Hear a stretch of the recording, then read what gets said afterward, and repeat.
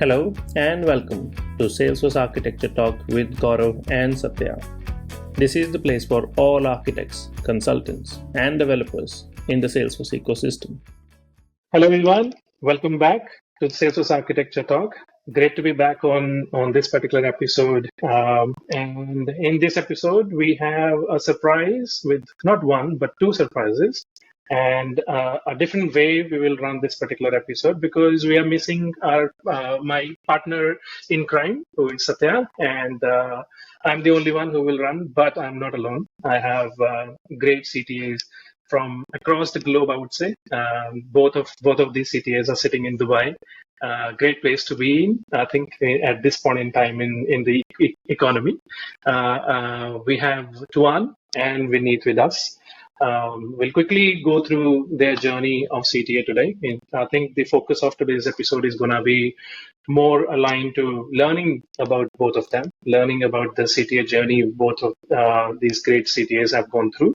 And then we will actually go through a second part of this particular episode, which will be more focused on platform development, which is our next episode. So I think without going into details, let's jump in. Maybe we'll get started with Tuan. Welcome, first of all. Welcome, Tuan. Welcome, Vineet. Really great to have you, both of you, on this particular podcast. I'm very happy and very excited, and I think Satya unfortunately missed this episode. But I think we'll see if I can do the justice and get through this particular track. So why don't we start with the quick introductions? We'll get started with Tuan first, and then we'll go to Vineet after that. All right. Thank you. Hi, everyone. Thank you, Gaurav. First and foremost, for having us on your podcast and giving us this opportunity to connect and talk about our experience and journey with all the folks globally. So, quick introduction to myself. I'm Tuan Abdeen. I'm also a Salesforce certified technical architect with 23 other Salesforce certifications. I have over 19 years of consultancy experience, with over 14 years in the Salesforce ecosystem itself, both working in the partner ecosystem and previously with Salesforce Professional Services in Melbourne, Australia, which I had a greatest privilege of working with you both, Gaurav and Satya, some of the legends in the Salesforce market in APAC back then. I've done projects in different sizes and scales in my time, predominantly in the education, telecommunication, public sector, automobile, aviation, and professional services industries.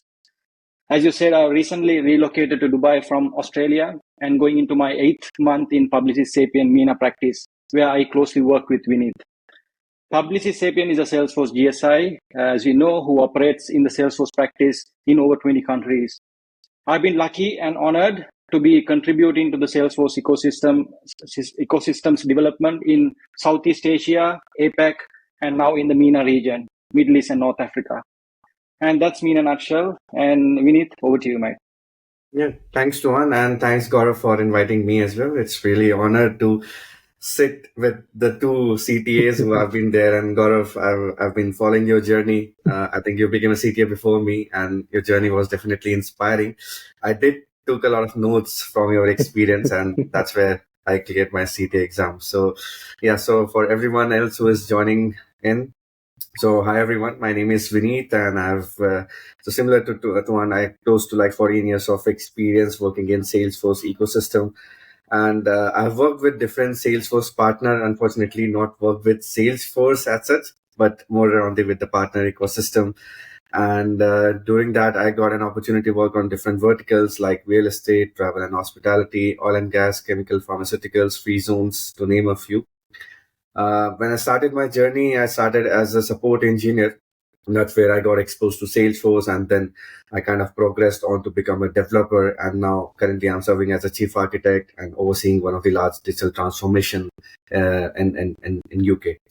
And as everyone else, I'm also a certified technical architect, currently working as a senior manager in Publicis Sapient here in Dubai. That's pretty much me. That's awesome. That's awesome. I think very inspiring to hear your journey still now. I think the way there is definitely a pattern. I can see people have gone through the CTA journey, the expertise the number of years of experience you need to basically get here on this particular track. It's definitely there are synergies not only between two of you, but including me. I think I'm also more or less have followed the same path. So great to hear your stories. I think what will be even more important to know a little bit more about both of you. Just to before even talk about CTA, before even Salesforce, it'll be interesting to hear your stories in terms of where you come from, how you actually landed into IT career, and then touch base a little bit on how you actually got into Salesforce. As in, for many people, this is probably an accident. For me particularly, it was literally an accident to get into Salesforce ecosystem, and after that, it's been now 7, 8 years now. So I'm sure it must be something similar for both of you. So it'll be good to know. Vineet, maybe why don't you share your path of your IT career? Sure thing. So, I mean, definitely not very much different than the story that you've said about yourself. So I started my IT career back in India. So currently I'm in Dubai. So I started back in India, just completed my engineering, and I had a company, one of the renowned RP company of India, Infosys. They came in for a campus placement, and that's where I was selected, and then started my IT journey from there. So so I was kind of based out of Bangalore. That's where I started on the Salesforce ecosystem, then switched on to different companies. Like one of the companies, like it was a boutique firm in Gurgaon, where I got kind of relocated from Bangalore. Then worked for a small stint in Snapdeal, Accenture, and then PwC, and then finally here in PS. So my Salesforce journey was definitely accidental, because when I started my IT journey, of course, I was very naive. I didn't know much about IT. And at that point of time, cloud was a in thing. And I was like, I definitely want to work on cloud, do something on cloud. And suddenly there was a project on Salesforce, and I was like, yeah, the logo looks like a cloud, something interesting to do on the cloud. So let's get onto it. And yeah, so Java being my background, it was quick to grasp it. And then I think since then, the learning has been on a massive upscale in there. Since then, I've been in the Salesforce ecosystem, and each passing month, each passing quarter, something new to learn and to grow about. That's awesome. I think many of us in India, particularly, go through the similar track in terms of you get into IT. More or less, like when I started, I joined Infosys.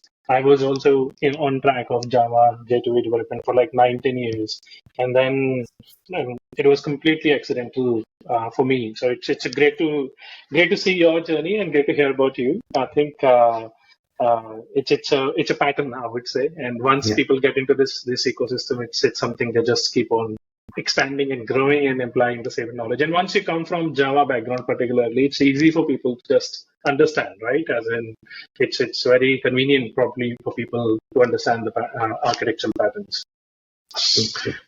Awesome. Tuan, would definitely like to hear your side of the story, how you landed into this IT career and in the Salesforce ecosystem. It has been a similar journey like Vineet and Gaurav you just mentioned, but I won't call it accidentally for me. Mine, it was more destiny. So my father was a doctor, and he is still a doctor. He practices, and he always pushed me to also pursue the same career when I was young. But very young stage, till about 16 years old, I always wanted to join the military, and specifically wanted to become a long-range sniper. That was my dream back then. Wow. But one day, my mom saw a paper cutting in the newspaper and introduced me to what you call computer science degree when I just finished school. So from that day, I started building a passion towards engineering. I was so good learning and applying the programming skills during the university's time. Funny story, one day we were learning basics of OOPS. So I was learning Java, the object-oriented programming concepts. And the lecturer casually mentioned, by learning these programming languages, you could build any software. This includes such as point of POS systems, point of sales, inventory management solutions. He was giving some solution names. So student who sat next to me, his father had a wholesale retail shop, and he asked me, should we build a inventory system and he will pay us? So me and my friend started learning more on the technology, specifically Java, and we built an inventory system back in 2004, and it was my first paycheck. So that's how my journey started. In terms of Salesforce, it all started in 2009. So I was a full stack Java J2EE engineer back then. So one day there was a job offered for me to join a company in Brussels, Belgium, for a couple of years. So at that time, I didn't know what Salesforce was, even that cloud thing was. But the offer was to build an automobile portal for the vehicle owners. Back then, there was no Experience Cloud. So they were using the traditional old portal. And it was all Visualforce pages and Apex. And this guy, once I got the job offer, he handed me over a book, hard copy book, Visualforce and Apex. Back then, there was no Trailhead. That was my learning material, right? And luckily, we got because we had a lot of Java J2EE experience. The learning curve was smooth, I would say. So, but I didn't really enjoy that job due to the governance limits and all the rigid the process had. So when back Java, as a Java developer, you had a lot of flexibility, but you didn't have that.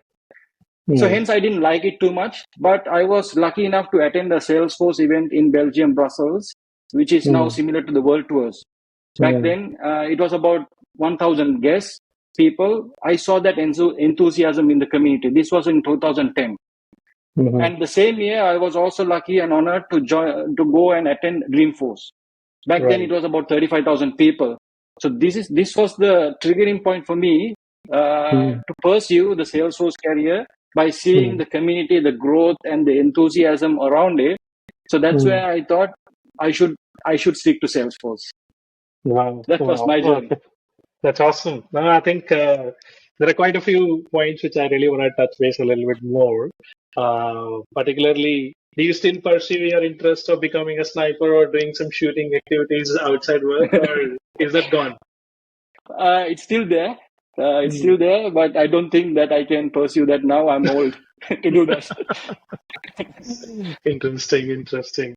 And I think in your journey, as in you mentioned, you had a very early motivation to really build something and get paid on that particular path. And I think that was pretty interesting.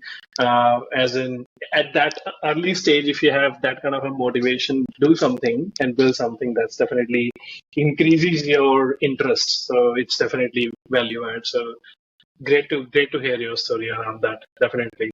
No, that's awesome. I think that these kind of motivations and accidental / opportunities brings you to the ecosystem. And I think both of you come from partner ecosystem, and I think Tuan, you've spent good enough time in Salesforce as well. So maybe Tuan, why don't you start? How did you land in Salesforce professional services, and how did you come from Belgium to Australia first in Melbourne, and what happened and what made you to make the move? Yeah, so back in 2009, when I joined this Belgium company, it was a small boutique company. They had about 40-ish people back then. And luckily, they got acquired by PwC, Belgium. So that's where a lot of opportunities came in, a lot of enterprise solutions. We got experience to them. And after completing 2 years, like you said, I moved to Australia. So that was in 2013, somewhere around 2013. Initially moved to Sydney and joined again another boutique Salesforce partner called SquarePeg back then. Then they got acquired by Simplus, which is a CPQ specific company. Now they've been acquired by Infosys. So I went through again acquisition. But I would say 2018, that's where I joined Salesforce Professional Services, which changed my whole life. So I was before that with a couple of boutique, got acquired, and at that time I had the passion of learning and becoming a Salesforce CTA. when I initially saw the CTA pyramid that was announced somewhere around 2016-17 time. Correct. So I got into a habit of acquiring these designer certs and quickly became an application and system architect. And beyond that, I was stuck, meaning I didn't really know how to get into the CTA journey, how to get started. So I was sort of stuck, and I didn't had a sort of a mentor at that time to guide me through the journey. So I thought maybe joining the mothership itself, knowing I had a lot of previous colleagues, program architects on the job. I've seen them going through the journey and becoming CTAs. I thought maybe the easy route might be joining the mothership itself. So that's where I joined Salesforce in 2018. Same team with Satya, part of the Craig Stevens team. And then I got into, I was introduced to the internal process, the 9 domains, the CTA bootcamp, which you were running at that time, Gaurav. So I was lucky enough to mentored by you, coached by you, and all the others. So fast forwarding into a few years later, I was privileged and honored to pass the CTA board in my first attempt, close to 2 years ago, to reach my major milestone in my career. So I want to announce this personally to all the aspiring CTAs listening to this podcast. Take this as an opportunity to learn. It will be a highly rewarding thing. You will get a lot of career rewards, opportunities locally and globally. So hence I highly recommend aspiring this journey and getting the credential. To a little bit further, I did my eval board, the evaluation board in November 2021 and completed my final review board in 2022 in February. I still do remember, clear as crystal to date. 3 weeks later, one fine morning, while I was surfing on the phone, while sitting on the toilet, I got the much awaiting email from Salesforce or Trailhead saying that I have successfully passed the CTA board. So I was over the moon. I felt like I finally accomplished the long-term dream. Yeah, that was my journey. Beautiful. Now I think I can correlate with all the excitements, the sine curve, the up and down, all the bits which happen. And I think to your point of joining the mothership and then going through the structured approach is definitely value add. And I think both of us have followed that particular track. I was probably a couple of years ahead of you. But I think it's the same structure and the journey which matters.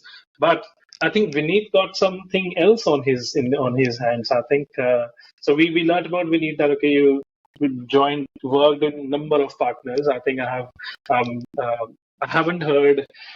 Probably many of other consultant architects would be joining other partners, but having the experience of working across different partnerships, partner ecosystem is definitely valuable. I can see, and you spent a lot of time in Bangalore and Gurgaon. Then how did you land in Dubai? And why Dubai? And how did you land into CTA track? Yeah, so and that's going to be an interesting story. So actually, it was not me who made the move to Dubai. So it was my wife, who used to be my girlfriend at that point of time. So she was she was exploring opportunities outside of India. And she was surfing LinkedIn one fine day. She came across one of the boutique firms in Dubai. So 10 years back, Dubai was like a booming ecosystem. So Salesforce was pretty new in there. They were trying out things, and they were doing. They were still very basic in terms of the Salesforce implementation. Nothing top notch happening in there. So she cleared the interview. That's where she referred me, and then I also followed suit in here, and that's where I kind of landed in Dubai. So then this boutique firm got acquired by PwC. Spent a lot of time. I think majority of my time here in Dubai, I spent in close to like 8-ish years in PwC, and then finally got a very exciting opportunity here in Publicis Sapient, which I couldn't say no, and that was just right when I cleared my CTA exam. And then that's when I made the move and then came to Publicis Sapient, joined Publicis Sapient here. How my CTA journey started. So initially it started with grabbing all the certificates. So I think before the architect certificates, there was the biggest exam or biggest certificate used to be the PD2. So the moment I acquired that, I was like, what next, what next, what next? And then eventually the architect certificates came in, and that was like, because I have worked with different partners, I have worked with small and big companies, so you go across all the length and breadth of the programming, the programming domain.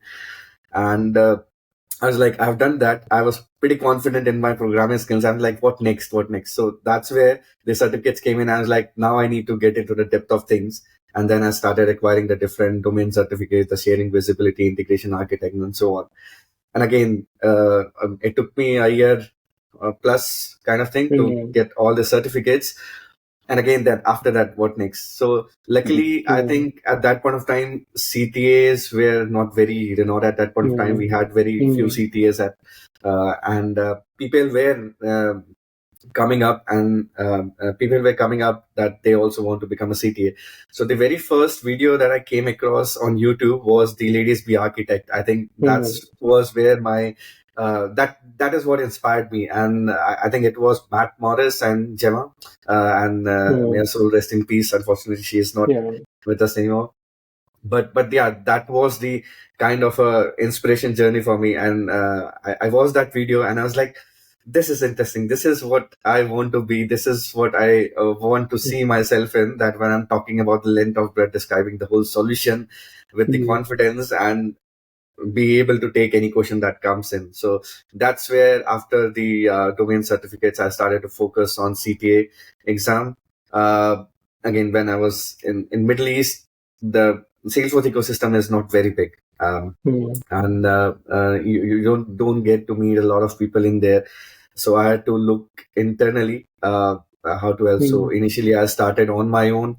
And then eventually I got to know that PwC had tied up with one of the training partners, Flow Republic. So that's where I got enrolled in that program. That's where I started to meet a lot of people, like-minded people who were on this tangent, who were on this trajectory to get the CTA certificate. That's where I got to know where my gaps are, started to work upon it. That's where I came across names like you, that you have been in the ecosystem, and then you have been doing this mocks and all those things. So slowly building on top of that took me to the CTA exams in there. Yeah. That's awesome. That's awesome. What a journey. I think it's I can see that it's a little bit extra harder when you are in the partner ecosystem, and when you are internally in Salesforce Professional Services, there is a structured approach, there is support, there are CTAs in the region, they'll help you. But when you are in the partner ecosystem, it's little, as in you really need that kind of a mentorship and a guidance. And I think Flow Republic is really doing a great job to basically create more CTAs and give them a structure. And really glad to hear that, okay, you had opportunity through PwC. So is your partner also, is your wife also in Salesforce ecosystem? Yeah, she is. She's also in Salesforce ecosystem. Is she also an architect? She is an architect, yes. Now aspiring to become a CTA. Awesome. We recently had our daughter delivered, so she is like just 1 year old. So that's where most of her time are focused. But I still keep on pushing her that, hey, I am here. You start the journey. CTA it's not that difficult. It just needs a strategy. Exactly. And you can definitely nail it. She got a mentor at home. So what else someone would want? That's awesome. That's awesome. I hope you are not discussing Salesforce on your dining table while eating dinner. Sometimes we do, but then like we kind of enjoy it, like, because we both are in that architect mindset. When we hear about the challenges, it's like, oh, we can do this, we can do that. So it really excites us talking about it. It's like, no, I'm kidding. I think it's definitely a value add. It's definitely a value add when your partner is also in the similar mindset and similar industry also. Then you can actually talk a little bit more. But yeah, that's good. Glad to hear about your story, and I think every story has its own way of really approaching. But in the end, the base structure of really preparing and going through the track is similar. I think that's the key of this particular story. Like, you get through the whole domains, as in internally in Salesforce, we had been calling it domain, but it's all 8-9 certifications you get through. And then you jump very, very laser focused 6 to 8 months to just get through the CTA board, I think. And I think it had very much similar track. And as you mentioned, finding the gaps and filling those gaps is really, really must have. So really, really great to hear your story. Now, I think we talked about your story. Probably, maybe it'll be good to know what was your why. I think you touched a little bit. You saw you were looking for next motivation. You saw videos. The motivation was there, but still, what was your major why which kept you on for all these months and years? That okay, yes, I have to clear it. I have to clear it. And were you able to clear in first attempt? Yep. So yeah, I did clear it in my first attempt. That was the first attempt.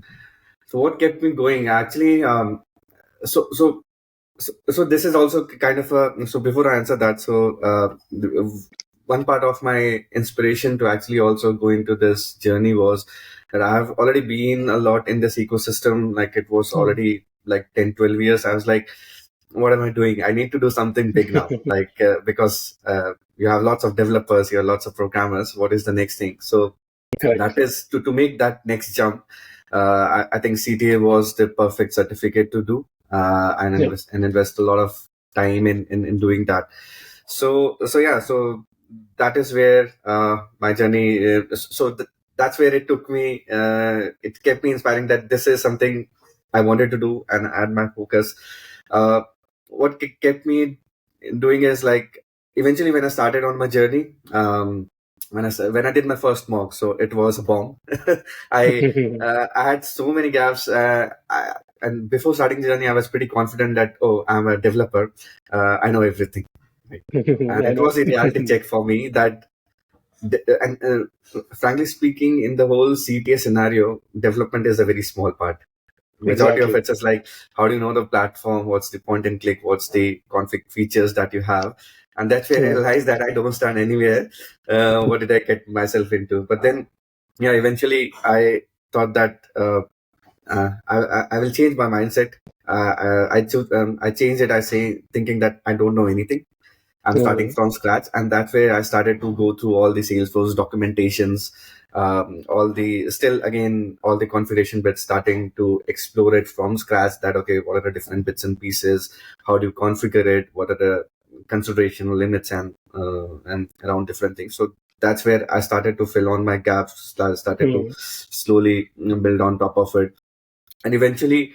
When I came in mid of my journey, that's where I realized that it is just a matter of time. I'm definitely going to get this certificate, and it's just a matter of time when it comes to me. And that's where I was like slowly going in, studying about the concept, clearing my concepts, clearing my pace. So that was my motivation kind of thing, that the certificate is definitely going to come to me. It is just that I want to become that architect who has a very strong foundation, who knows what he is speaking, what he is talking about. And as and when I was grabbing or acquiring that knowledge, the certificate eventually came to me at the end. Yeah. Beautiful. No, I think I would say that's the key to this success, because you need to have that motivation and you need to have that particular perspective that you will get there.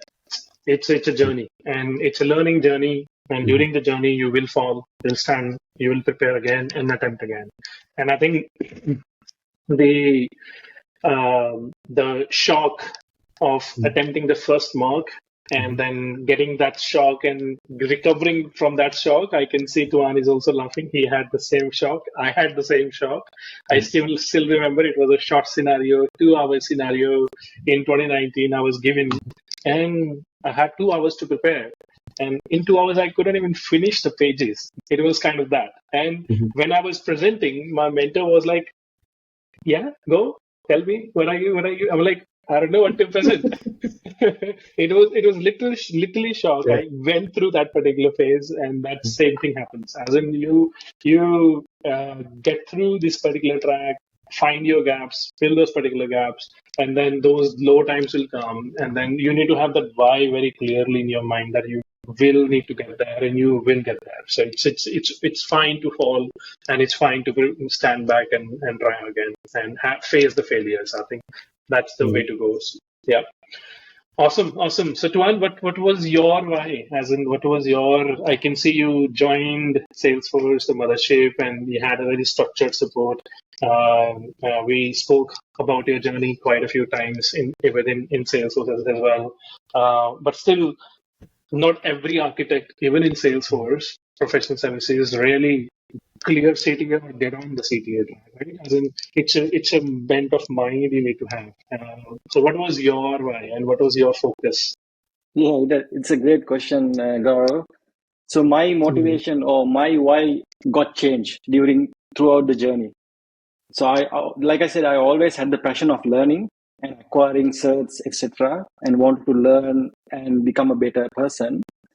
But initially, in the beginning, it was all about the shiny pin, the credibility, the recognition, the monetary rewards that you get by holding this pinnacle certification. That was day one. That was my initial motivation. I want to be like this person. I want to get and recognized, and I want to be with the collar higher up, right? That was initially. Then I realized through the journey, my motivation changed. So later it was all about becoming a better architect, grow as a professional, learn from the best, understand your gaps, try to be better. Yep. That was later. So that motivated me throughout, knowing, especially like you said, being at Salesforce professional services team, having a large pool of mentors or coaches or Salesforce credential people. I had to look for, I didn't have to look for a mentor. I didn't have to look for inspiration. I had loads, a bunch of them. So that made me going. And I wanted to be that person who talk the talk, at the same time walk the walk. Be the leader, lead by example, and be a role model for an upcoming aspiring other people. So that's why I got into internally coaching as well once I got through my journey. So that made me become more resilient. Like you said, I usually did my mocks on Fridays with my coach. And like you said, my first few scenarios was disaster, I would say. So some of the short scenarios, it was supposed to be 1 hour preparation, and I took about 8 hours to prepare. Still, I could not pass it based on the grilling, the questions, the feedback the coaches provided me. It took me the whole weekend to bounce back. So I was not speaking to my family. So it was a disaster in the initial. So, but Can imagine. Like I said, like I always tell people, it's not a sprint, it's a marathon. You need that resilience. You need to be hard skinned.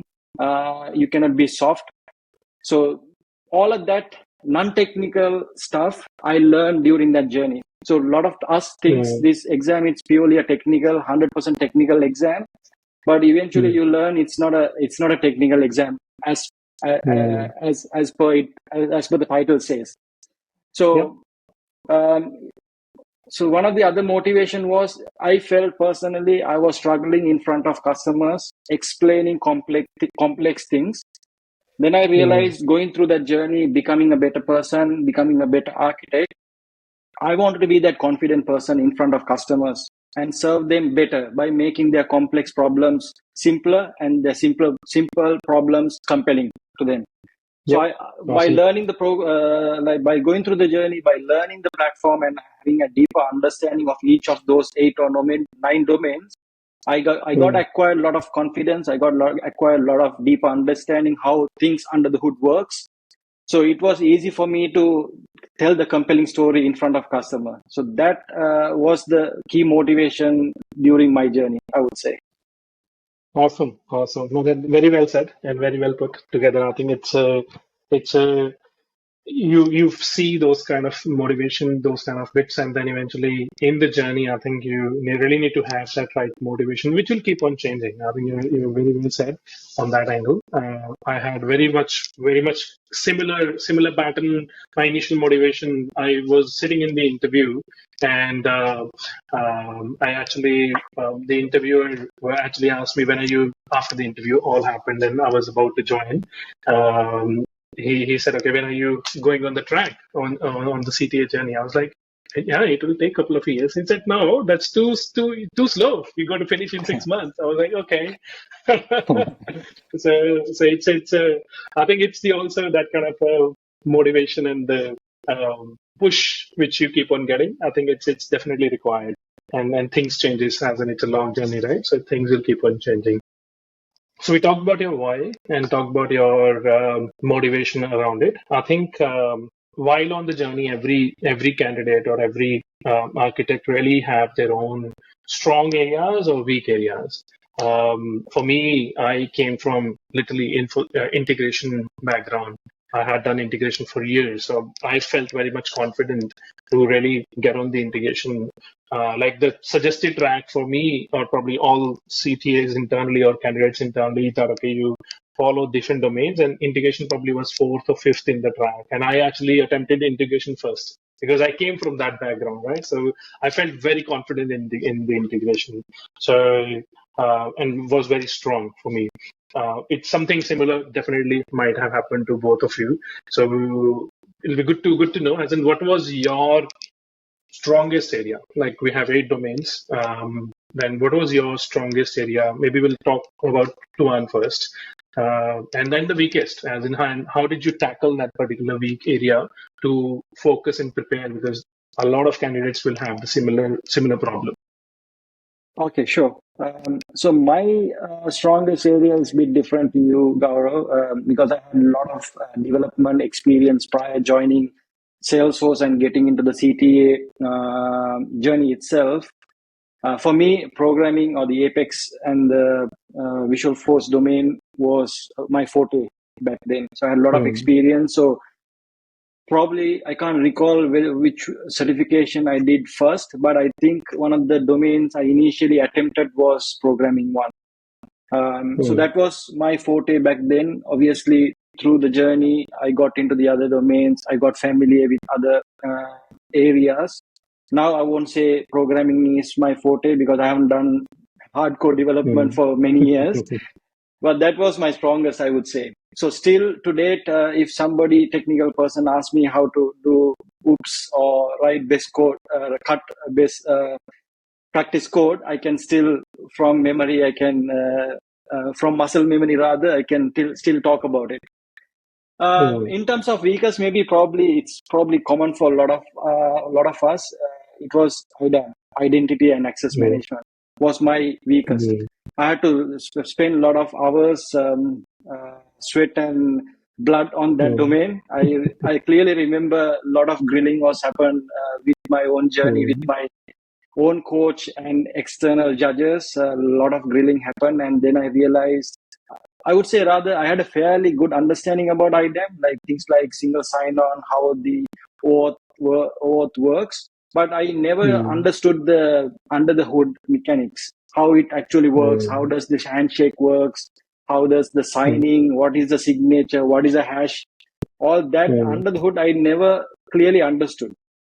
But I understood how things works above the surface. But when the grilling happened, I realized, there are so many things I need to start acquiring, learning, right? So I didn't even knew at that time there was multiple versions of single sign-on flows, multiple versions of OAuth flows. I didn't even knew what JotBear were at that time, and how to pick what's the right pattern for certain things. So that grilling helped me a lot. And to date, I remember my coach was Subbu. I just wanted to do a big shout out to him. He was so patient on me. And I clearly remember there was a simple question he raised about what is out-of-band communication. That was the first time I heard that. So I had to learn and reach out to a lot of materials. And the whole weekend was just about what that word means. Right? So it was a struggle. It was a struggle, but I knew that at the end there is a light at the end of the tunnel. So it was that awesome. Resilience was the key for me. That's awesome. No, I think very well said. If identity was the weakest area for you, having Subbu as a coach is the best thing happened to you, I can tell you, because Subbu was my CTA buddy, and anything around identity, we were discussing with him. He is the champion around that particular area. So really, I would say you're lucky that you have the really right person to get on. So really shout out, really Yes, great I effort was. from Subbu. Yeah. No, awesome. So, what about you, Vineet? As in, what was your strongest area and also the weakest, and how did you recover from that path? Network issue. Can you hear us, Vineet? Yes, I can. I think there was some problem in my audio. Okay. So I'll repeat the question. Sorry. Yeah. Yeah. All good. So, Vineet, what was your strongest area, and what was the weakest area, and how did you recover from? And what was your strategy to really prepare for your weakest area and get back to track? Right. So even I being from the developer background, so programming definitely was there, but I done a lot of implementation on the integration side of thing, and I was and I've also had a good hands-on different tools like Informatica. At that point of time, used to be the go-to tool for ETL and even for real-time integrations and all.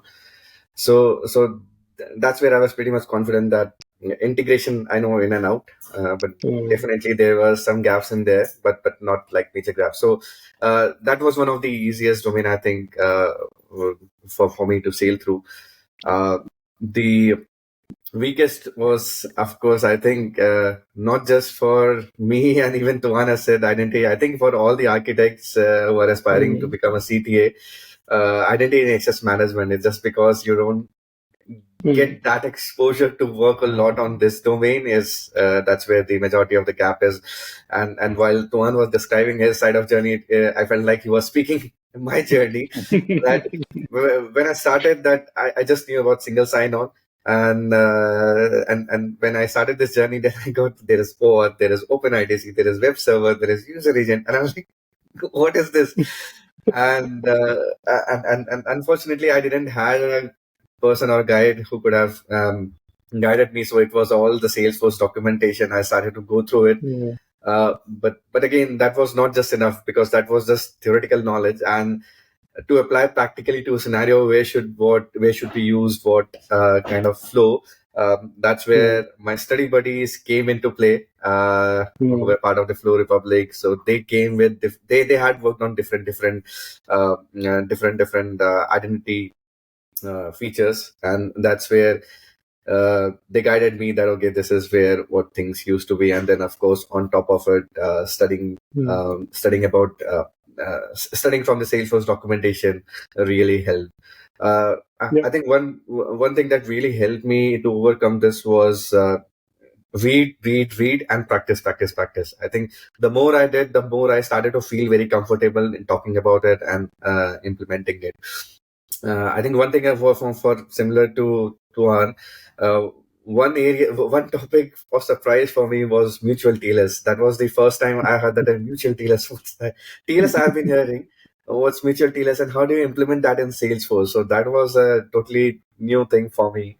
But yes, the more you read, the more you learn about it. Not be scared about the topic. The more you go head on. Fight for this topic that I want to overcome. I want to empower you. I want to overcome you. I want you to be my strongest domain. I think you can easily get it done. That is so well said. That is really, really right way to really tackle these kind of situations. And I can tell you, identity was weakest for me as well. I think most of the architects have the same weakest point. Reason being, in any program, you will get chance to work on security, on data model, on integration potentially, on the data migration potentially, maybe on the DevOps. But identity, not every architect get a chance. And even if they get a chance, they probably will do same standard configuration-based single sign-on exchange certificate, and you're done. Nobody it's one off. Like unless you get on very complex engagements where identity and probably integration. Now, OpenID connect with the custom attributes to send. Now you start thinking, okay, how do I do that? How do I send the custom attribute in that particular flow? So you start thinking, okay, and now identity in that, like from web versus from mobile versus from server to server. You start questioning yourself, okay, do I really know this particular domain well? And that happened to me as well. So I think it's a similar track, I think, from that angle, but it's really what matters is you practice, as you said, Vineet. I think you get to the basics, practice yourself. Connecting two orgs, you already have two different systems to sign up one dev org, another dev org, connect both of them, do single sign on, and then play with it. I think that's the way to go. And I think, yeah, that's definitely great to hear your part as well. Now, I think we touched a little bit earlier around your movement to Dubai and Middle East region. Given there is a huge focus right now in this particular region, there is a lot of partners are also moving in this region to really invest, and then eventually I feel like that particular part is really growing very well. Is there any particular thing which maybe what's the uniqueness in that region? I think the unique part about this is like the proximity to the whole GCC region. Like this is kind of untapped region, if I have to say in that way, because Salesforce here is like the whole ecosystem is booming here. Things are new, and not just Dubai. Like you have Saudi, which is coming up with big giga projects, where the need for Salesforce is definitely there. Then you have Qatar, you have Oman. So different places are coming up, and definitely a very good time to be in here. So and then so whenever I came in here, there were not many much. So it was all about the boutique firms. There was no many big players. Even if the big players were here, they were more about the sales side of things, and usually the development used to happen back in offshore India or some Thailand and those kind of areas in Asia. So seeing from that point of time, now we have big partners coming in. Definitely PwC has come in, Accenture is also there, Publicis Sapient has also come in there. So, and even Salesforce has now opened their office in the Middle East. So definitely things are moving around there. Lots of movement on the ground. Salesforce, and recently Salesforce also conducted one of at least in the Middle East, I think it was one of the biggest Dreamforce event I've seen. And I've been here in this region. I think this was the biggest at scale. We have so many people joining in here from partner and also from the developer side and the architect and even the admin side of things. So definitely this area is moving in that part. Yeah. That's awesome. And Tuan, what do you think? Is Vineet the first CTA in the region? What's the story behind that? He is the official first in the region. So we need to give that credit to him, surely. Yeah. Definitely. Yes. Yeah. So my... Sorry, go ahead, Tuan. No, go ahead, Vineet. Yeah. No, definitely. I mean, I used to be, so I have first and the only one, but now I have been joined with so many CTAs, and I can definitely say that I would have definitely benefited if maybe 2 or 3 of these CTAs were already in this region. My CTA journey would have been much easier and smoother. But yeah, I'm really glad that now we have, if I'm not wrong, 8 CTAs who are in this region, and kind of met all of them, and it's really great. The whole ecosystem is booming like anything. Beautiful. Tuan, you were saying something. No, I was about to say the same. So Vineet was the first, and then we have grown into about 8-ish CTAs in the region. Most of the people, like myself, has relocated from different regions. So some are from India, some are from other APAC, for example, and some are from UK. So different part of the world. And as far as I know, there are a few more who is planning or looking at opportunities to move into this region. So like Vineet correctly said, it's the right region to be in right now. So like Salesforce opened up an office, Hyperforce is going live. So there's so much happening in this region. So simply saying, it's an untouched market. So like Vineet said, there was a lot of boutique firms, a lot of, let's say, sort of sales cloud, service cloud, sort of greenfield to brownfield implementations were in the past. Now there are a lot of organizations doing enterprise scale digital transformation type work. That's where CTAs like us get involved. and a lot of enterprises like the Accenture, the PwC, the Deloitte's, like Publicis Sapient like us, get into these enterprise scale programs because of the economy and the movement happening in this region. So super excited to be here, and let's see how it all goes. Awesome. No, that's fantastic, and I'm sure you both and probably all the other CT and probably whole Salesforce ecosystem will actually get the right boom and the right exposure in this area. All the very best, I would say. Thank you. Actually, at the right place to really get to the trajectory path. So I'm sure it'll go well. Awesome. Now that almost conclude our discussion for today. This is probably a little bit differently. We have done this episode till whole. It's been almost one plus year, I think. Me and Satya, we had been running this podcast, and every time we basically pick up a topic and expand on that particular topic. But this time we felt like, okay, given two great CTAs are gonna be there, and we will be talking about the platform development and hearing about your strongest area. I feel like I picked up really correct. I did the right decision to really call you on this particular topic. See, I love code.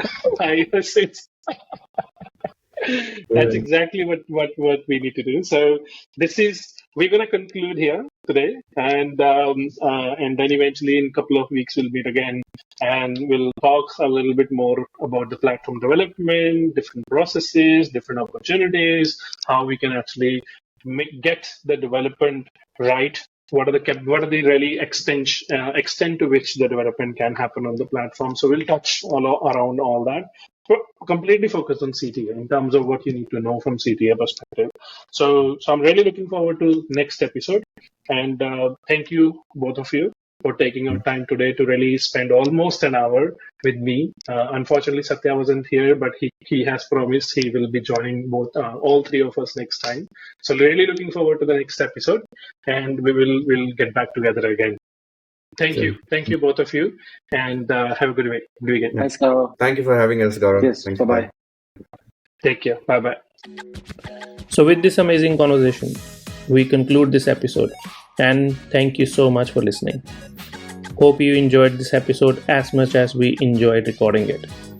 We look forward to bringing more exciting and relevant content in the upcoming episodes.